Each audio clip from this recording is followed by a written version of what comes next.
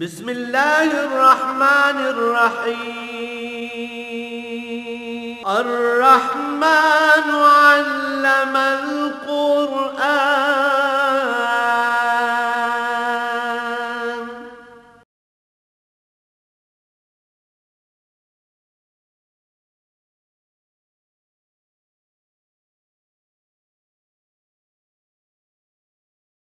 الحمد للہ رب العالمین والصلاة والسلام علی حبیبہ محمد وآلہ وصحبہ اجمعین.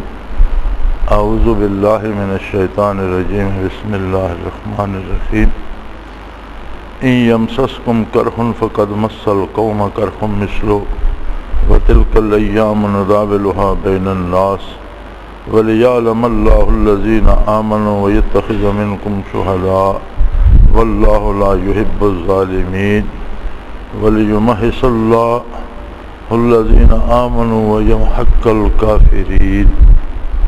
ام حسبتم ان تدخلوا الجنة ولما یعلم اللہ الذین جاہدوا منکم ویعلم الصابرین ولقد کنتم تمنون الموت من قبل ان تلقوه فقد رأیتموه وانتم تنظرون. اللہم سبحانک لا علم لنا الا ما علمتنا انک انت العلیم الحکیم. مولا یا صلی وسلم دائما ابدا علی حبیبک من زانت بہ الرسل. وَإِن یمسسکم کرح فقد مس القوم کرح مثلہ. فرمایا جنگ میں تو ایسا ہوتا ہے اگر مسلمانوں کو دکھ پہنچا یا مسلمانوں کو زخم لگے یا مسلمانوں کے لوگ شہید ہوئے تو یہ عجیب بات نہیں ہے کہ اس سے پہلی جنگ میں یعنی بدر میں مشرکین اور کفار کے بھی بہت سے لوگ اسی طرح مارے گئے اور زخمی ہوئے. تو ان یمسسکم کرح فقد مس القوم کرح مثلہ. اگر مسلمانوں کو تکلیف پہنچی ہے تو اس سے پہلے مشرکین کو بدر میں اسی طرح کی تکلیف پہنچی تھی. اور بہت بڑا فاصلہ ہے مسلمانوں اور مشرکین کی تکلیف میں کہ وہ لڑے باطل کے لیے، زخمی ہوئے باطل کے لیے، مارے گئے تو جہنم واصل ہوئے. اور مسلمان اگر لڑے تو حق کے لیے، زخمی ہوئے تو غازی کہلائے، اور اگر مارے گئے تو شہید ہو گئے اور انہیں عظمت نصیب ہوئی. وَتِلْكَ الْأَيَّامُ نُدَاوِلُهَا بَيْنَ النَّاسِ. عالم میں دنیا کا جو نظام ہے اس میں چیزیں اوپر تلے ہوتی رہتی ہیں اور دن پھرتے رہتے ہیں اور دکھ، مصیبتیں، تکلیف اور راحتیں یہ گھومتی رہتی ہیں. کبھی ایک کے گھر، کبھی دوسرے کے گھر، کبھی بندے کے پاس راحت آ جاتی ہے، اقتدار آ جاتا ہے، کبھی اس سے اقتدار چلا جاتا ہے، کبھی بیماری آ جاتی ہے، کبھی صحت آ جاتی ہے. تلک الایام، یہ ایک نظام کائنات ہے. شب و روز کا سلسلہ جس طرح چل رہا ہے، کبھی دن ہوتا ہے، کبھی رات ہوتی ہے، کبھی برسات ہوتی ہے، کبھی سوکھا ہوتا ہے، کبھی گرمی ہوتی ہے، کبھی سردی آ جاتی ہے. اسی طرح راحت اور رنج بھی گردش میں رہتے ہیں. اور دنیا میں کوئی ایسا بندہ نہیں ہے جس پہ سدا راحت رہے یا جس پہ سدا رنج رہے. بات اس بندے کے اپنے محسوس کرنے کی ہے. اگر اس کا تعلق ذات باری سے ہے اور اسے اللہ کی تائید اور اللہ کی محبت اور اللہ کی رحمت حاصل ہے تو اسے سکھ میں بھی سکون ملتا ہے اور دکھ میں بھی راحت رہتی ہے. اور اس کے دکھ بھی ترقی درجات کا سبب بن جاتے ہیں، تلافی مافات کا سبب بن جاتے ہیں. اور اگر کوئی اللہ سے بیگانہ ہے اور اسے نور ایمان نصیب نہیں ہے تو جو بظاہر سکھ نظر آتا ہے اس کے لیے وہ بھی دکھ بن جاتا ہے. مال اور اولاد بھی اس کے لیے امتحان اور آزمائش اور فتنے کا سبب بن جاتی ہے. اور بظاہر جو ہمیں راحت نظر آتی ہے وہ اس کے اندر رہتا ہوا بھی پریشان ہوتا ہے، اسے سکون نہیں ہوتا. لہذا یہ کوئی ایسی بات نہیں ہے کہ احد میں مسلمان زیادہ شہید ہوئے یا زخمی ہوئے تو کوئی بڑی بات نہیں، اللہ کی راہ میں جہاد کے لیے نکلے تھے، اور جو زخمی ہوئے اور بچ گئے وہ غازی کہلائے، جو مارے گئے وہ شہید ہو گئے، اور اللہ نے انہیں بہت بڑی عظمتیں عطا کی۔ لیکن یہ بھی تو سوچو کہ جو تمہارے مقابلے میں کفار مارے گئے، احد میں مارے گئے، بدر میں مارے گئے، وہ کتنے خسارے میں رہے کہ دکھ بھی اٹھایا، زندگی بھی ہار گئے، اور مرتے ہی دوزخ میں داخل ہو گئے۔ وَلِيَعْلَمَ اللَّهُ الَّذِينَ آمَنُوا وَيَتَّخِذَ مِنكُمْ شُهَدَاءَ۔ یہ تو آزمائش ہے، اللہ کریم دار ابتلا بنایا دنیا کو اللہ نے، اور اس میں اللہ کریم ہر ایک کو آزماتے ہیں، اور مومنین کے لیے تو یہ بہت بڑی آزمائش ہے کہ جو دعوے ایمان رکھتے ہیں کیا وہ ایمان کے لیے قربانی دینا بھی جانتے ہیں کہ نہیں۔ نبی کریم صلی اللہ علیہ وآلہ وسلم اپنی بعثت عالی سے لے کر ہمیشہ ہمیشہ کے لیے ساری انسانیت کے لیے نبی مبعوث ہوئے۔ اب حضور کی ایک ذات قیامت تک آنے والے انسانوں کے لیے نمونہ اور قابل تقلید نمونہ ہے، اور اسی میں اللہ کی رضا ہے۔ لیکن آپ صلی اللہ علیہ وسلم کی ذات، آپ کی صفات، آپ کا اخلاق عالی، آپ صلی اللہ علیہ وسلم کا دعوی نبوت، آپ کے معجزات، آپ کی دی ہوئی شریعت، آپ کی لائی ہوئی کتاب، اس سے عالم انسانیت تک کون پہنچائے گا؟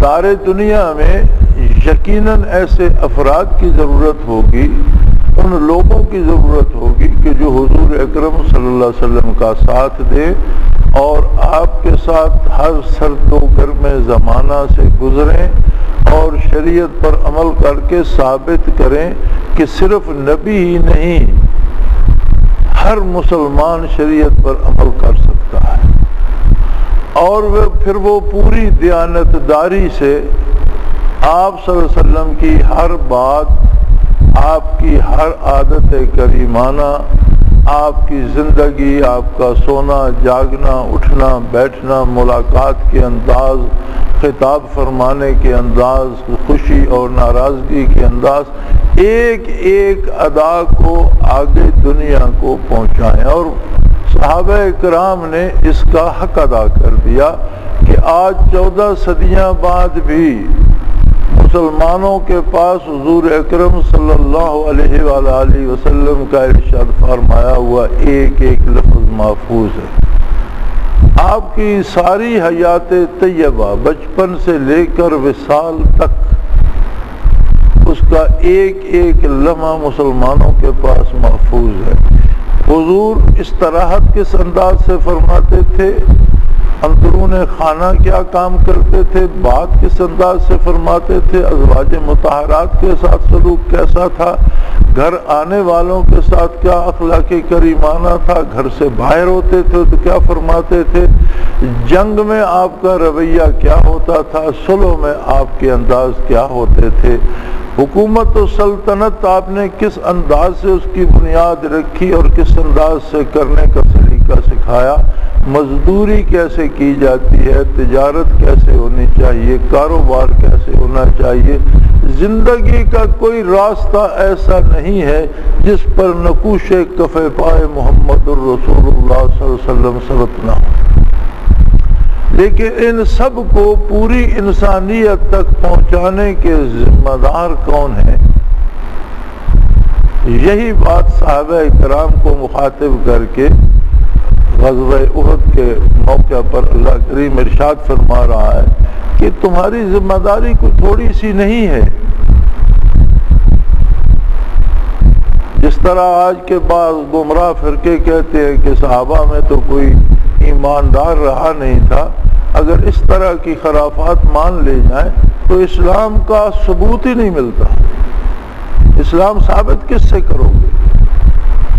قرآن کو قرآن کون مانے گا؟ حضور صلی اللہ علیہ وآلہ وسلم کی نبوت کون مانے گا؟ آپ کی نبوت کا اعلان کس نے سنا؟ کون گواہ ہے؟ کیا میں اور آپ نے حضور کے لب اقدس سے سنا؟ دنیا کے کسی تیسرے فرد نے سنا؟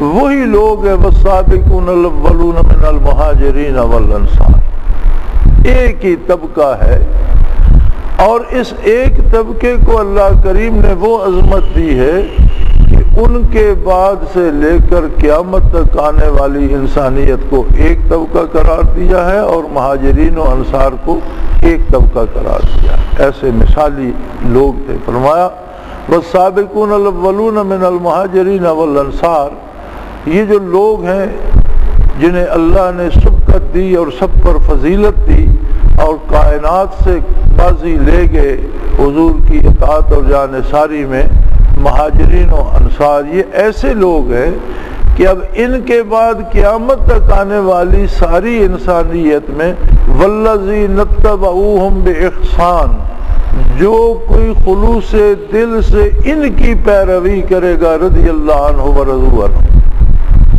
یعنی یہ ایسے امین تھے، ایسے دیانتدار تھے، ایسے باعمل تھے، ایسے مخلص تھے کہ ان کی بات مانو گے تو وہ ان کی ذاتی بات نہیں ہوگی، وہ میرے رسول صلی اللہ علیہ وسلم کی بات۔ اب صحابہ کا اتباع تو ضروری نہیں تھا، مطاع تو اللہ کا نبی ہوتا ہے کہ اس کی اطاعت کی جائے، تو یہ صحابہ کی اطاعت کا حکم قرآن نے کیسے دے دیا؟ والذین اتبعوہم، جس نے ان کا اتباع کر لیا اور ساتھ قید لگا دی بإحسان، خلوص دل سے، میں ظاہری طور پر نہیں، دل کی گہرائیوں سے جس نے مہاجر و انصار کا اتباع کر لیا، اللہ اس پر راضی ہوگا اور اس پر اتنا کرم فرمائے گا کہ وہ پکار اٹھے گا کہ اللہ بس کر، میں راضی ہوں، اب مجھ سے تیری نعمتیں سنبھالی نہیں جاتی۔ رضی اللہ عنہم ورضوا عنہ، اللہ ان سے راضی ہے، وہ اللہ سے اللہ کا راضی ہونا تو سمجھ میں آتا ہے، بندہ کیسے راضی ہوگا؟ بندے کی رضا سے مراد یہ ہے کہ اللہ اس پہ اتنے انعامات فرمائے گا کہ وہ پریشان ہو جائے گا اور پکار اٹھے گا کہ اللہ بس کر، مجھ سے نعمتیں سنبھالی نہیں جاتی، اور قید لگا دی صحابہ و انصار، یعنی صحابہ کے عہد کے گزرنے کے بعد، مہاجرین و انصار کے عہد کے گزرنے کے بعد، قیامت تک کی ساری انسانیت کے لیے والذین اتبعوہم، جس کسی نے ان کا اتباع کر لیا۔ نبی کریم صلی اللہ علیہ وآلہ وسلم نے فرمایا اصحابی کالنجوم، میرے صحابہ ستاروں کی مانند ہیں، جس طرح رات کو لوگ صحرا و دشت میں ستاروں سے سمت معلوم کرتے ہیں، رہنمائی حاصل کرتے ہیں، یہ راہ ہدایت کے رہنما ہیں۔ فَبِأَيِّهِمْ اقْتَدَيْتُمْ اهْتَدَيْتُمْ، ان میں سے جس کا دامن تھام لوگ ہدایت پا جاؤ، یعنی سارے ہی ہدایت یافتہ بھی ہیں اور ہادی بھی ہیں، رہنما بھی ہیں، اور جس کا دامن تھام لوگ ہدایت پا جاؤ گے وہ تمہیں مرکز تک، میری ذات اقدس تک پہنچا دے گا، وصول اللہ نصیب ہو جائے گا۔ سو فرمایا یہ تو دنیا کا نظام ہے، تلک الایام نداولها بین الناس، بین المسلمین نہیں فرمایا، بین الناس، ساری اولاد آدم، مومن کافر، ہر ایک اس نظام میں چل رہا ہے اور ہر ایک اس نشیب و فراز سے گزرتا ہے، اور فرق یہ ہے وَلِيَعْلَمَ اللَّهُ الَّذِينَ آمَنُوا وَيَتَّخِذَ مِنْكُمْ شُهَدَاءَ، جن میں نور ایمان نصیب ہوتا ہے وہ اطاعت الہی کرتے ہیں، اگر ان کے پاس نعمتیں ہیں، دولت ہے، صحت ہے، تب بھی اللہ کی اطاعت کرتے ہیں، اقتدار و اختیار ہے تب بھی اللہ کی اطاعت کرتے ہیں، اور اگر مصیبت آ گئی ہے، بیماری ہے، مفلسی ہے، قید ہو گئے ہیں، پھر بھی اللہ کی اطاعت ہاتھ سے نہیں جانے دیتے۔ یعنی یہ جو گردش ایام ہے یہ اللہ کے بندوں کے اللہ سے تعلق کو متاثر نہیں کرتے، بندے بھی بندوں سے تعلق رکھتے ہیں، لیکن دیکھا یہ گیا ہے کہ گردش ایام بڑے فاصلے پیدا کر دے. وقت آتا ہے کہ ایک باپ جس نے بچوں کو بڑی محنت سے پالا اور اپنے پیٹ کاٹ کر انہیں روزی کھلائی اور انہیں پڑھایا اور انہیں اعلیٰ عہدوں تک پہنچایا، جب وہ ضعیف العمر ہو جاتا ہے تو وہ اسے چھوڑ جاتا ہے.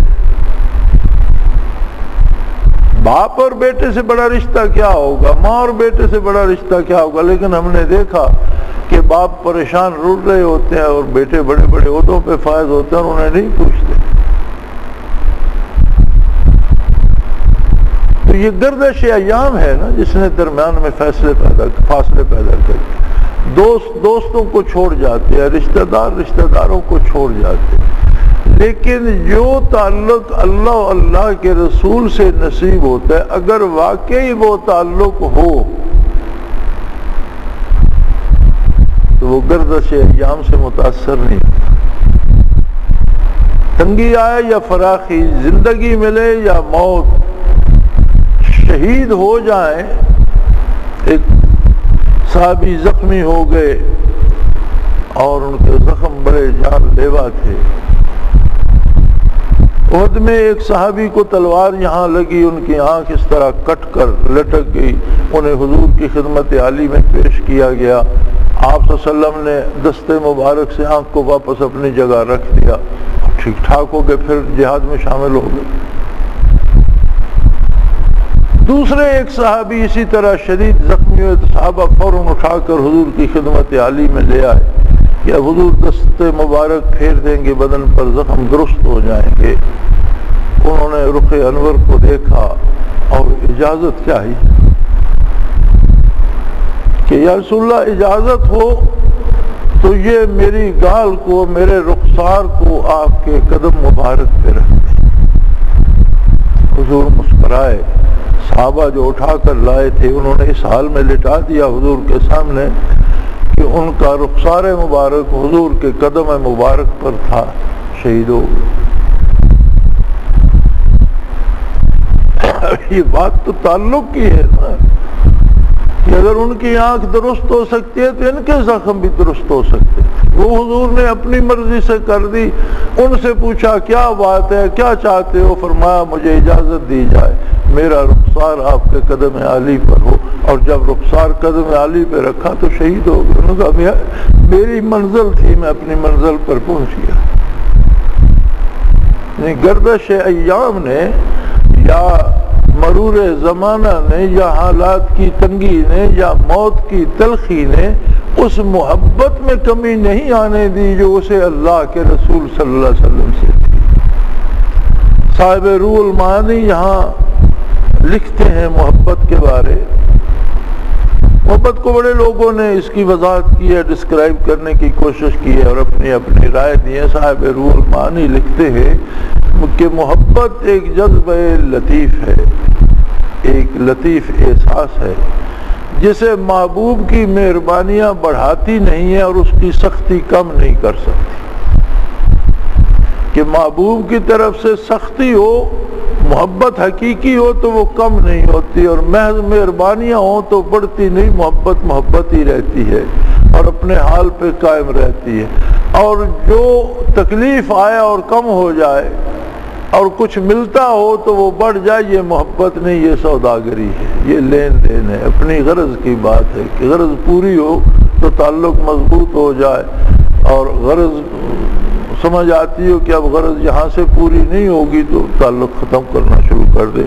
تو فرمایا وَلِيَعْلَمَ اللَّهُ الَّذِينَ آمَنُوا کہ اللہ کریم مسلمان ایمانداروں کو آزمائش میں ڈالتا ہے.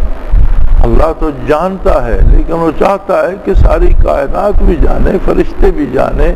جنہوں نے کہا تھا کہ اسے پیدا کیوں کرتا ہے انسان کو فساد، وہ بھی دیکھیں کہ انسان نے محبت کا حق کیسے ادا کیا، اور آنے والے لوگوں کے لیے بھی مثال ہو کہ کیسے لوگ تھے اور جانثاری کس طرح سے کی جاتی ہے.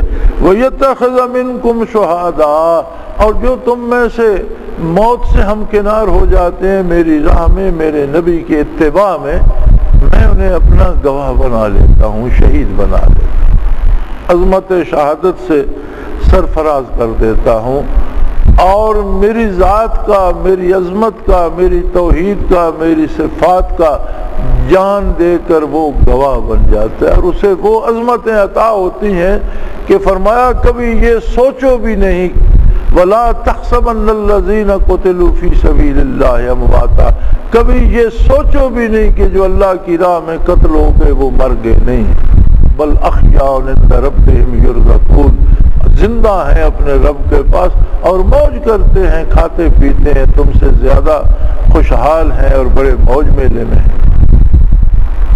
واللہ لا يحب الظالمین، اور یہ بھی یاد رکھو کہ جو ناروا کام کرتے ہیں، جو ظلم کرتے ہیں، اب جو لوگ کفر کی طرف سے شمشیر مکف ہیں، جو لوگ ظلم کو جاری رکھنا چاہتے ہیں اور اس کی حمایت کر رہے ہیں، جو لوگ شرک کو جاری رکھنا چاہتے ہیں اور اس کی حمایت کر رہے ہیں، یہ اللہ کے ناپسندیدہ لوگ ہیں، ان پر اللہ کا غضب ہے، اللہ کی رحمت سے محروم لوگ ہیں۔ تو اس انداز سے فرمایا دیکھو اگر تمہیں زخم پہنچے یا تمہارے احباب شہید ہوئے تو اسے اس معیار سے دیکھو کہ کفار بھی مارے گئے، مشقت انہوں نے بھی اٹھائی، کس لیے؟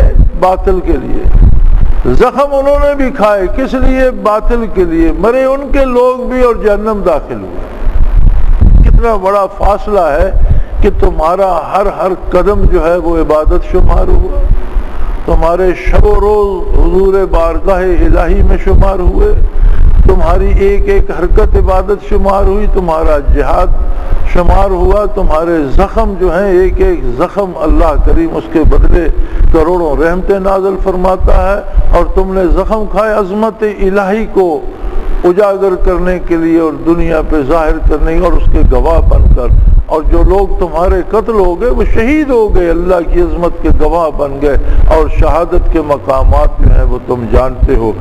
اور یہ جو لوگ مرے اور زخمی ہوئے کفر کی طرف سے، تو اللہ انہیں تو اچھا نہیں جانتا، اللہ ان سے تو خفا ہے، ایسے لوگوں کو تو اللہ کریم پسند نہیں فرماتے۔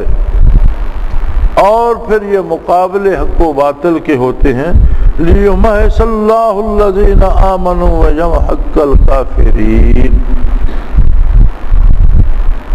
یاد رکھو ہر مقابلے کے نتیجے دو ہوتے ہیں،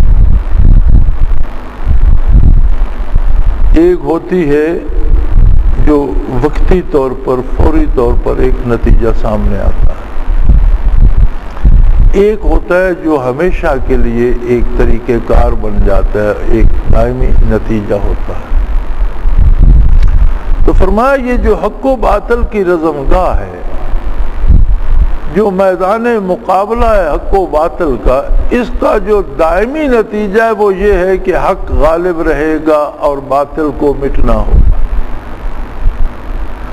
وقتی طور پر ہو سکتا ہے کسی وقت کفار کا پلڑا بھاری ہو جائے، مسلمانوں کو شہید کر دیں، یہ ہوتا رہے گا دنیا میں، اللہ انہیں شہادت سے سرفراز فرماتا رہے گا۔ جس طرح نیپولین بوناپارٹ کو ایک جگہ شکست ہوئی تو کسی نے کہا کہ تم ہار گئے، اس نے کہا نہیں، میں نے لڑائی ہاری ہے، جنگ نہیں ہاری، جنگ جاری ہے، ایک لڑائی ہاری ہے، کوئی حرج نہیں، دوسری دفعہ مقابلہ کریں گے، یعنی میں نے لڑائی ہاری ہے، جنگ نہیں ہاری۔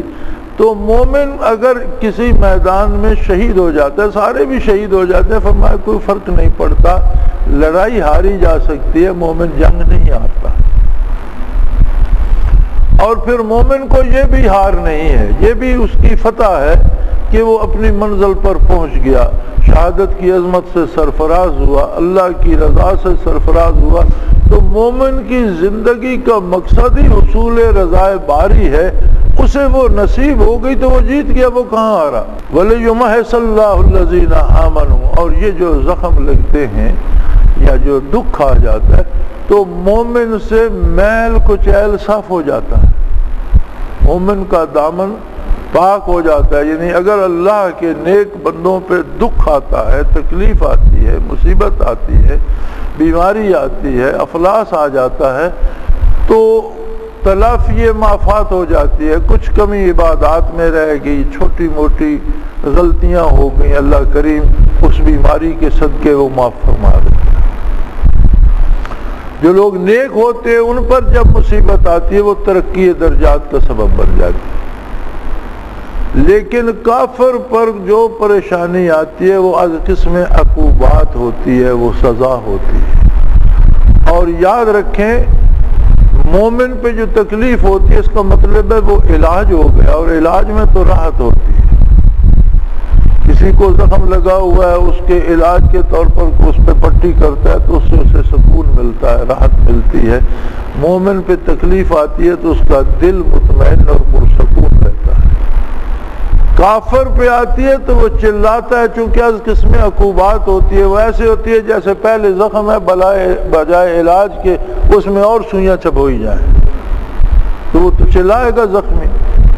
تو فرمایا یہ بہت بڑا فاصلہ ہے، وَلِيُمَحِّصَ اللَّهُ الَّذِينَ آمَنُوا، کہ مومنین پہ مصیبت آئے تو ان کی خطائیں معاف ہوتی ہیں، ان کے درجات بلند ہوتے ہیں، وَيَمْحَقَّ الْكَافِرِينَ، اور کافروں پہ مصیبت انہیں مٹانے کے لیے، نابود کرنے کے لیے آتی ہے۔ تو اللہ کریم نے اپنے نبی صلی اللہ علیہ وآلہ وسلم کی نبوت کے گواہ، نبوت کے قاصد، نبوت کے خادم، نبوت عالی کے مبلغ اور حضور کے پیغام کو روئے زمین تک عام کرنے والے بڑے خاص لوگ پیدا فرمائے۔ ایک ایک فرد صنعت باری کا نمونہ اور کمال انسانیت کا مظہر تھا۔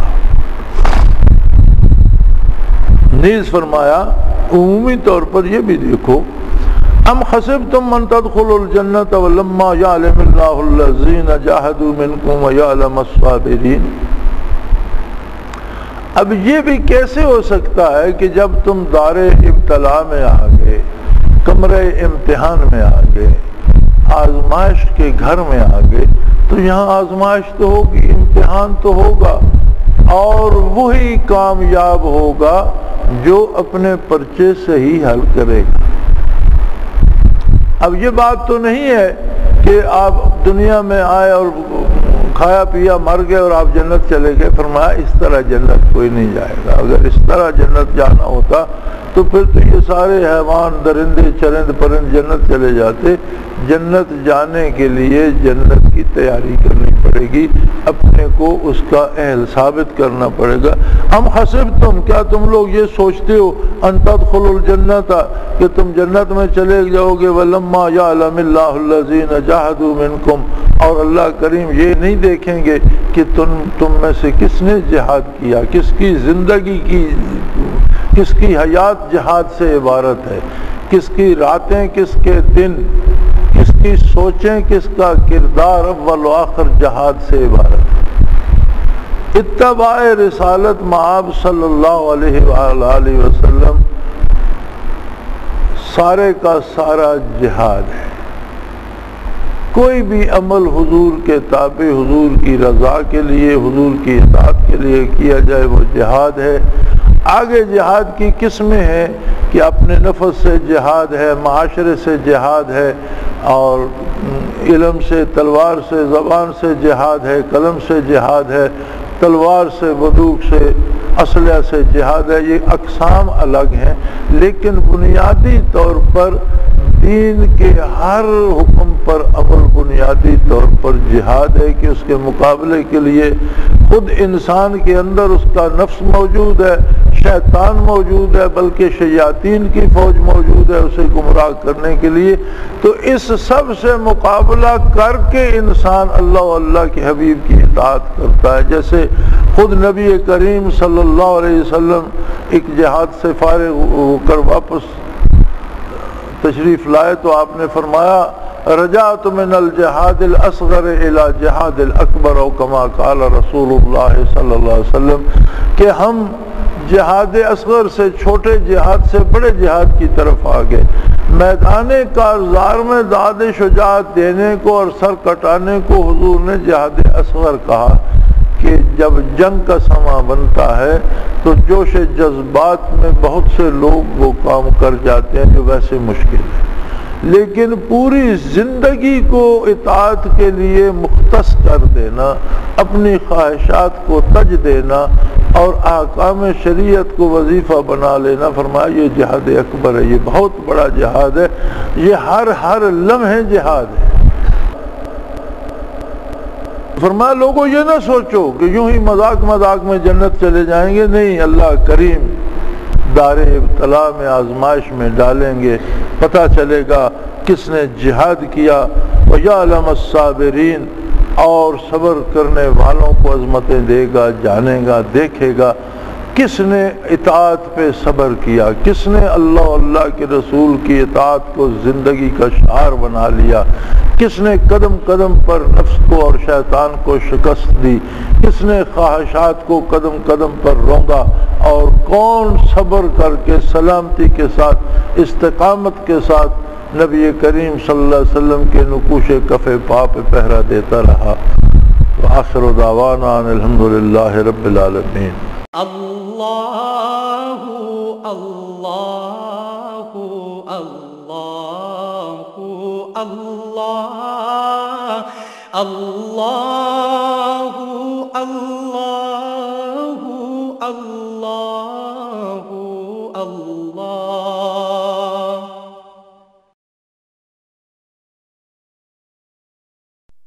حضرت امیر محمد اکرم آوان مد ذلہ العالی دارالعرفان منارہ ضلع چکوال میں سالہ سال سے قرآن و حدیث کے اوپر خطابات کر رہے ہیں اور سلسلہ نقشبندیہ اویسیہ کے مطابق لوگوں کو ذکر الہی کی تربیت دے رہے ہیں۔ وہ قرآن پاک کی تفسیر ترتیب وار بیان کر رہے ہیں۔ تفسیر قرآن کو وہ موجودہ ملکی اور بین الاقوامی حالات کے مطابق بیان کرتے ہیں۔ موٹر وے سے کلر کہار کے انٹرچینج سے نکلتے ہوئے، کلر کہار کی جھیل سے ہوتے ہوئے، میانی، بوچھال اور نورپور سے گزرتے ہوئے دارالعرفان منارہ پہنچ سکتے ہیں۔ حضرت امیر محمد اکرم آوان نے بچیوں اور بچوں کی دینی اور دنیاوی تعلیم کے لیے سقارہ اکیڈمی کے نام سے ایک درسگاہ بھی قائم کی ہے، جس کا افتتاح ملک پاکستان کے صدر جنرل محمد ضیاء الحق نے اپنے دست مبارک سے کیا تھا۔ وہ تمام احباب جو اسلام کی طلب رکھتے ہیں ان سے گزارش ہے کہ دارالعرفان منارہ ضلع چکوال میں امیر محمد اکرم آوان صاحب کے خطابات سے مستفید ہوں۔ وہ ہر جمعے کو نماز سے پہلے بیان فرماتے ہیں۔ ہر ماہ کی پہلی اتوار کو ماہانہ اجتماع ہوتا ہے جس میں آپ خصوصی خطاب فرماتے ہیں اور پاکستان کے چاروں صوبوں سے احباب اس اجتماع میں شرکت کرتے ہیں۔ اس کے علاوہ یہاں سال میں 2 مرکزی اجتماعات بھی ہوتے ہیں، ایک رمضان المبارک میں اعتکاف کا اجتماع اور دوسرا جولائی اور اگست میں 40 دن کا اجتماع ہوتا ہے جس میں روحانی تربیت کی جاتی ہے۔ اپنا خون سیماب دے کر اتنا ہم کر جائیں گے، نام آقا کا چمن میں پھر رقم کر جائیں گے۔